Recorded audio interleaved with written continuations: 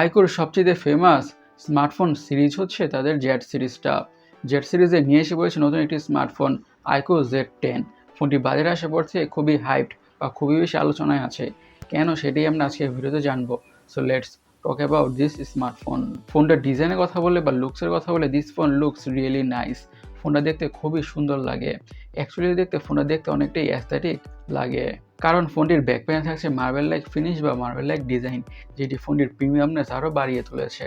আর বিশেষ করে এই গোল ক্যামেরা মডেলটার জন্য অথবা গোল ক্যামেরা রিংটার জন্য ফোনটি আরও বেশি অ্যাস্থেটিক লাগে দেখতে। ডিজাইনটা আমাদের কাছে অনেকটাই ভালো লেগেছে। এখন ফোনটির ডিসপ্লেটাকে নিয়ে কথা বলা যাক। ডিসপ্লেটা হচ্ছে 6.7 ইঞ্চের অ্যামোলেড ডিসপ্লে উইথ 120 হার্জের রিফ্রেশ রেট। আরও থাকছে 5000 নিটসের পিক বা ম্যাক্স ব্রাইটনেস। আইকোর ডিসপ্লে প্যানেলগুলো এমনিতেই অনেকটা ভালো বা বেটার হয়ে থাকে। যে কোনো ধরনের কন্টেন্ট দেখে অনেকটা ভালোভাবে এনজয় করা যায়, হোক সেটা movies, YouTube videos or series, you name ইট।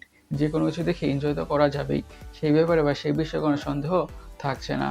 আর যেহেতু থাকছে 120 হার্জের রিফ্রেশ রেট, তাই স্ক্রোলিং করে, ব্রাউজিং করে, গেমিং করে তো অনেক বেশি স্মুথনেস ফিল তো পাওয়া যাবেই।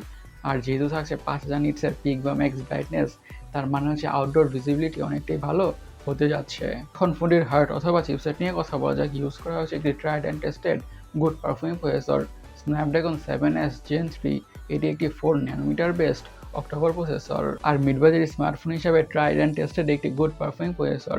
হাই লেভেলের গেমগুলোকে ম্যাক্স আউট সেটিংস অনেকটা ভালোভাবেই খেলা যাবে অথবা রান করা যাবে কোনো ধরনের ইস্যুস ছাড়াই। এবং day to day regular task, social media using, switching between apps, multitasking এবং যত ধরনের টুকটাক বা দৈনন্দিন জীবনের কাজ আছে ফোনটা ইজের সাথে হ্যান্ডেল করে ফেলবে। আর আইকোর স্মার্টফোনগুলো তাদের পারফরমেন্সের জন্যই বেশি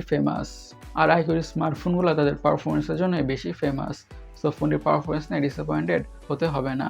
এক কথা এটা বলা যেতে পারে, according to the price this device gonna handle whatever you throw at it. ফোনটির র্যাম এবং স্টোরেজ ভেরিয়েন্টের কথা বলে 3টি ভেরিয়েন্টে পাওয়া যাবে। 8GB RAM, 128GB storage.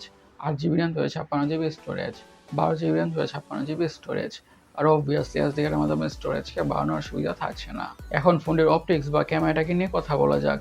ফোনটিতে ইউজ করা হয়েছে ডুয়াল ক্যামেরা, বাট অ্যাকচুয়ালিতে কাজের সেন্সর হচ্ছে একটি। 50 মেগাপিক্সেলের প্রাইমারি সেন্সরটাই হচ্ছে কাজের সেন্সর এবং সাথে থাকছে OIS। আর সেকেন্ডারি ক্যামেরাটা হচ্ছে 2 মেগাপিক্সেলের ডেপথ সেন্সিং সেন্সর, যেটা একেবারে হুদাই দিয়েছে ইউজলেস সেন্সর। আর ফ্রন্টে ইউজ করা হয়েছে 8 মেগাপিক্সেলের সেলফি ক্যামেরা।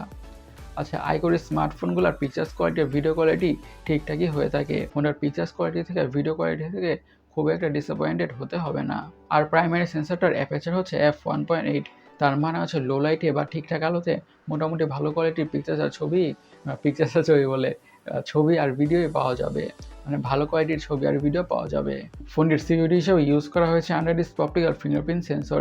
এখন ফোনটির সবচেয়ে ক্রেজি পার্ট, ব্যাটারি নিয়ে কথা বলা যাক। ব্যাটারিটা হিউজ বা জায়েন্ট, বলা যেতে পারে মাইন্ড ব্লোয়িং ব্যাটারি। ইউজ করা হয়েছে 7300 mAh এর ব্যাটারি। ইয়েস, ফ্রিকিং 7300 mAh এর ব্যাটারি। এই 7300 mAh এর ব্যাটারি থেকে ফোনটাকে মিডিয়ামভাবে ইউজ করলে তো খুব ইজিলি 2.5 থেকে 3 দিনের ব্যাটারি তো পাওয়া যাবেই। দ্যাটস ফর শিওর আর অবভিয়াস। এবং সাথে থাকছে 90 ওয়াটের ফাস্ট চার্জিংয়ের সাপোর্ট। এই 90 ওয়াটের ফাস্ট চার্জ দিয়ে ফোনটা দ্রুতভাবে ফুল চার্জ হয়ে যাবে। আমাদের কাছে ফোনটির ব্যাটারি ব্যাপারটা একেবারেই ক্রেজি লেগেছে। আপনাদের কাছে কেমন লেগেছে অবশ্যই কমেন্ট সেকশনে কমেন্ট করে জানাবেন।